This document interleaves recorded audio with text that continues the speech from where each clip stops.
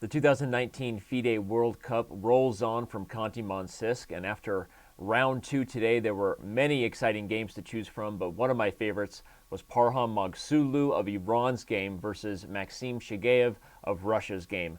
We're going to take a look at it right now. So Maghsoodloo starts out with d4, but who would know we were going to quickly transpose into an e4 opening, defining it after moves bishop g7 and d6 as essentially a modern, also called the Pirtz defense. This is a system that, again, is very popular. Players looking for dynamic chances. You see it a lot online in Rapid and Blitz, not only starting out with the modern move order, but after the move knight f3, we really see Shigaev's kind of nasty intentions.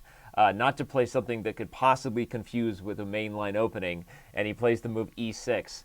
People wonder, has he gone full Hikaru Nakamura looking to play a hedgehog, hippopotamus? I don't know what it is. All we know is that black essentially in this system puts a couple pawns in the center designed at full flexibility. You want to be able to push both d5 and e5 down the road, and very often this move is followed not just by putting your two knights in the center, but by double fianchettoing, meaning you'll end up with two bishops on the longest diagonals. What's the big problem with this system? Well, despite the fact that we rarely see Hikaru Nakamura get punished for this fact, this type of system is very, very passive.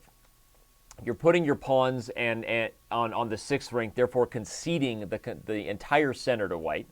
And in this situation, if white comes well prepared and is able to handle the flexibility that black has, you'll often see that white's pieces are just better placed, because with more control over the center, you have more options to put your minors on, and more options typically leads to more powerful pieces. So I found this game really instructive and really, honestly, I hate to say it this way, we know Hikaru plays a lot on Chess.com, but if this were an opportunity to model a game after how you would completely destroy a system like this, the way Maghsoodloo attacks this thing, regardless of what animal we decide to call it, hedgehog or hippo, is pretty instructive. So I hope you're going to enjoy this one. He starts out with the move bishop to f4 as far as a move that is first unique, right? Normally against fianchetto type of systems, you don't put a bishop on this square because often black is striking for e5 in the center. And when that move comes with a tempo, usually that limits white's options, right? But in a situation where you have such a big space advantage and you're prepared to deal with a move like this by just blowing open the center, as we're going to see happens or could have happened in this game, then you suddenly start to look at this developing move as maybe not as awkward as it first meets the eye, because there's another idea behind bringing the bishop out that is immediately shown by Parham's next move, queen to d2. It makes a lot of sense anytime you're facing an opponent's fianchetto system to try to rid them of that bishop, right? We know that almost these entire structures are based on trying to pry open the diagonals for a fianchetto bishop and to over-control things like the dark squares. So if you can try to eliminate that piece and maybe do it successfully, you're very often playing with house money in the middle game. So even though bishop f4 and queen d2, if you look it up, is not going to be the most common move order that white can play in a position like this, moves like castles and even a4 are more typical. Suddenly, after bishop f4 and queen d2, this game kind of caught my interest as Parham was playing it early this morning. I'm like, what's going on here? He forces h6, because as I said, you don't want to deal with bishop h6 to eliminate this guy. And now he goes full blitz bullet opening, maybe sending a message to Hikaru of what's going to happen the next time they throw down in a long blitz and bullet session on Chess.com. He plays h4. This move is getting Harry involved, not necessarily with the intention of h5, as if we make a move, h5 is likely met with g5, and black has kind of closed matters up for now. But the fact that h4 prevents black from playing g5, it's very important, because in a lot of positions down the road, black will not just stop at g5, he'll play g4, rid the knight of this f3 square, and therefore increase pressure against the d4 pawn where that knight is protecting. So if you can imagine what are the structural ideas both sides are sort of setting the tone for in the middle game in these games, black is often trying to look to justify his space disadvantage by changing the pawn structure, striking and prying things open for the pieces that are kind of sitting and waiting. But if white can prevent those transitional shifts from happening, if you can keep the center as it is now, in theory you should be in pretty good shape as white, because you've got a very big center, right? And you just got to know how to use it. So h4 is played to kind of keep black at bay. Now, after the move b6, this is when we really pause to think, because Parham, after queen d2 and bishop f4 and h4, take a guess at what side he castles on, right? Everything you're doing here to attack the king side and extending a pawn that would clearly make the king side weak suggests that white should castle long. Guess what the engines say? Probably castle long is the best move, and white maintains what may be considered a clear advantage. But Parham castles short. Now it really had my attention, right? I'm thinking to myself, what exactly is he doing here? Because in this position, he's preparing what normally would be seen as a kingside attack, but he's changing directions. So I analyzed this for a while. Again, you can check out my blog. I'm putting a lot of effort into these games, and you can see the written analysis. I don't get to dive into all the variations in these videos if you're curious. But it dawned on me suddenly that what he's doing with castle short is he's recognizing that black knows now that putting this king over here is always going to be a bad idea. Doing so right away would just lose the h6 pawn, and you'd be under heavy fire. So black isn't ever going to castle short. Black's going to try to develop the queen side, and if he can, he'll eventually castle long. Note, of course, as I said earlier, there's not really any scenario anymore where black is going to try to open the center, despite the thing I highlighted about the bishop being on f4, because, as I pointed out, if the center can just be opened for white, and at the end of these lines, you're in big trouble on the d file. Something like king e8 might even just lose on the spot to knight b5, followed by knight c7 and rook d8. Bob's your uncle on f8, right? So if variations like this, or even bishop d7 are met by bishop e3, and there's still all kinds of dysfunction with a king in the open center, we're not worried about e5. So if black isn't able to change the structure, and he's not able to castle short, where's he going to put his king? Right? That's what Parham's thinking. He's realizing, I want to checkmate this guy so bad, I'm not going to deprive myself of the opportunity to do a pawn storm and blow open the queen side of the board. I'm not going to put my king over here and prevent that. So I'm going to castle short with the idea that I've got my eyes on the prize, which is a very aggressive attacking middle game. That's what he was trying to do with this move castles. I'm pretty sure of it now that we've seen the game and now that I've analyzed it. The next few moves are very natural for white, and if you just stopped and took a picture here, could you find a better position for white out of the opening, right? This is pretty thrilling. Dominant center, dominant knights, right? Very just solid development. Every heavy piece is right where you would sort of draw it up in the playbook. But we see Hikaru, we've seen people play these openings, these hedgehog hippopotamus. I'm going to get a judge's ruling if it's hedgehog or hippopotamus. I think it's the hippopotamus. I don't know. Anyway, but we've seen this opening before, but white's very well positioned to prevent black from the normal transitions that keep this tricky. You've prevented black from getting the king out of the center of the king side. So indeed, as sort of prophesized or predicted, black's going to do everything he can to castle queen side. Well, you'd like to move the c pawn to play something like queen c7 and castle. That would seem more natural, right? Well, not here, because my bishop is on f4. Parham played this different system. The pieces are on different squares here. The bishop is not normally on f4. It's on e3. Excuse me, on e3, right? Or on g5. So suddenly this whole position starts to have some clarity, and you realize that black is in deep explicitive here. Deep explicitive. So he plays queen b8 to try to play queen a7 and castle long. Parham plays a4, already kind of preparing his eye over there. He wanted that pawn storm. That's why he put this guy over here. And after queen to a7, now he starts to set the tone. It's time to turn this space advantage into something concrete. He plays the move e5. Usually the drawback of pushing your pawns in the center is that by definition, in a hedgehog, if you push the e pawn, you're opening the light square bishop. If you would push the d pawn, you're opening the dark square bishop. But if all your pieces are primed and you can deal with this, especially in the fact that this bishop is going to have to close itself anyway, because you can't maintain the tension when my bishop is on this really cool, unique square that Parham taught us with this developing idea. So black is going to have to play d5. You can't just let me take. So that bishop is going to be closed anyway, no longer threatening to take f3. This allows white to play bishop f1, which frees up the e2 square and allows you to start remaneuvering, very typical in these positions. You bring the knight back so that you can meet things like c5 with c3. You're trying to really make sure your center could be held down here, right? A trade would be met by pawn takes. Honestly, in this position, even knight takes would probably be fantastic because you're still guarding this pawn, and you've still got plenty of opportunities to attack on the queen side. But either way, it just shows that black doesn't really have any way to challenge the center. So he plays c4 because of that, right? If you can't challenge it, I guess you quit, right? If you can't beat him, join him, or run away from the party. I don't remember what I was taught as a kid. It didn't go well, I'll tell you that. But c4 played here. Trying to keep the center closed because, well, just look at it. White's pieces are all dominating, and if this position opens up, guess who's probably going to get the better of that exchange?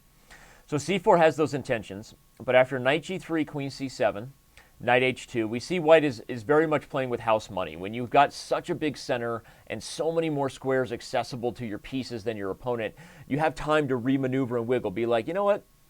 I don't like my knight on f3. I'll find a different square, right? Or I don't like my knight on e2. I'll find a different square. These are things that black doesn't have as much time to do with less space. But it's about to get really exciting here. We're going to see this space convert to something concrete, much like we did see with the e5 push. White has some concrete ideas in mind. Knight f5, the exchange happens. After the bishop comes to e2, threatening to come to h5, hit the king. Black decides it's, time to get out of dodge, right? Can't just sit around and wait anymore. The knight, still not happy with the square h2, comes back to f1.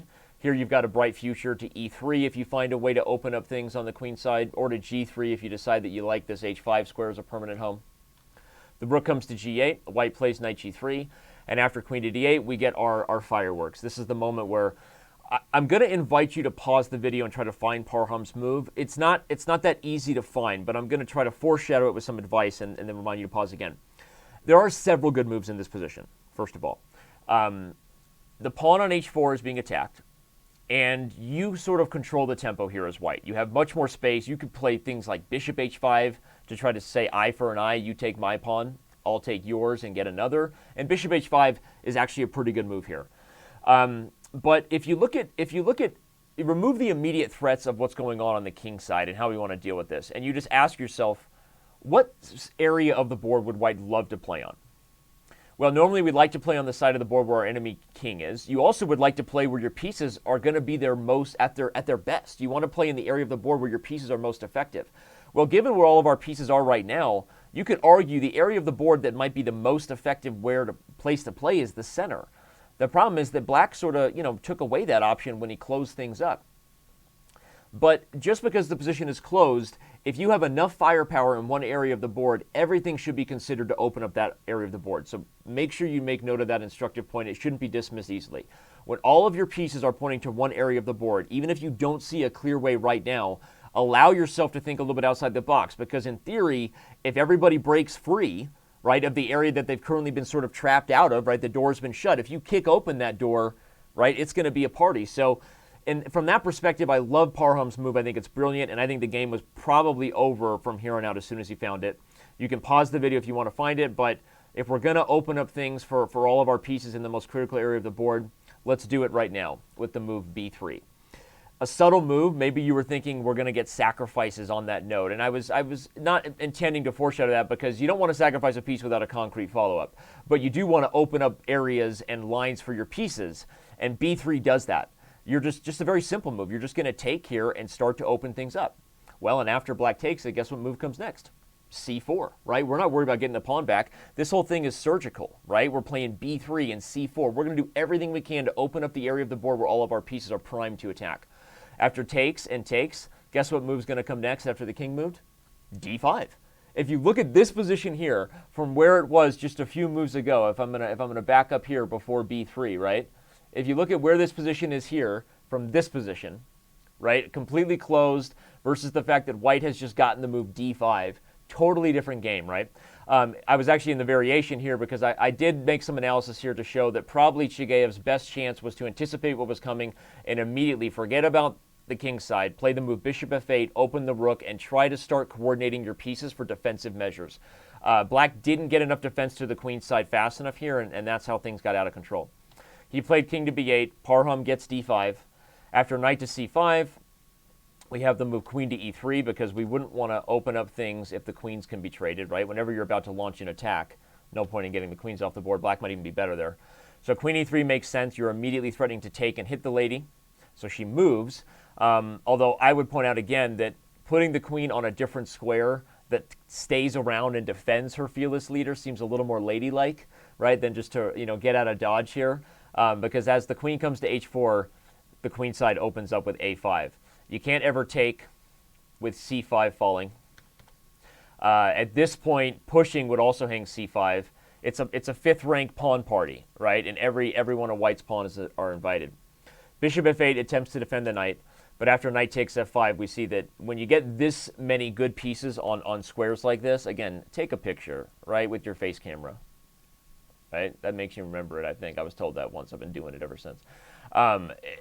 this is a time to strike, right? Everybody's ready. Knight takes f5 just points out that you can't even take it because of e6 discovered check. I analyzed some variations like this, and it's pretty straightforward, the fact that in a variation like this, white just has way too much, right? The attack is continuing to rage, the d-pawn is continuing to run. Here you might just play g3 with a tempo on the queen to defend the bishop and then play d6. Just black's king is under attack and out of control, and it's almost over. Because of that, Shigeev moved the queen, didn't want to take, but the simple retreat followed by another retreat with tempo. We get our last kind of big moment here where the push becomes obvious. Anything we can do to make the c-file, the knight on c5 have to move, makes sense because then we can use that c-file. d6 cuts off the bishop, knight a4, rook c1. He tries to go after the bishop on f4, but we say, you know what, don't even care. Clean up on il9. Clean up on the c-file, please. Can we get a clean up on il9? Here comes checkmate on the c-file. Everybody's coming. And after this very, very nice finish here, I'll let you pause for a second. You got to pause quickly. Too late, too late, too late. White plays bishop f3, forcing the bishop on b7 to move, because what happens if it does? Chekalina Lashlamba, all over a7. Because of that, after the move bishop f3, Maghsoodloo won. Shigeev resigned, and round 2 gave us one of our most exciting games. I don't know whether this will go down as one of the best games from the entire 2019 FIDE World Cup, but this is a pretty good win here for Parham Maghsoodloo, the young man from Iran, doing his best to punch his ticket to the candidates and stay alive at the FIDE World Cup. Hope you're enjoying this. Give us a subscribe, give us a like, give us a share. Stay tuned for more Game of the Day highlight videos coming your way from not Khanty-Mansiysk here at Chess.com Studio C, but as we cover the action in Khanty-Mansiysk, we will see you around on Chess.com.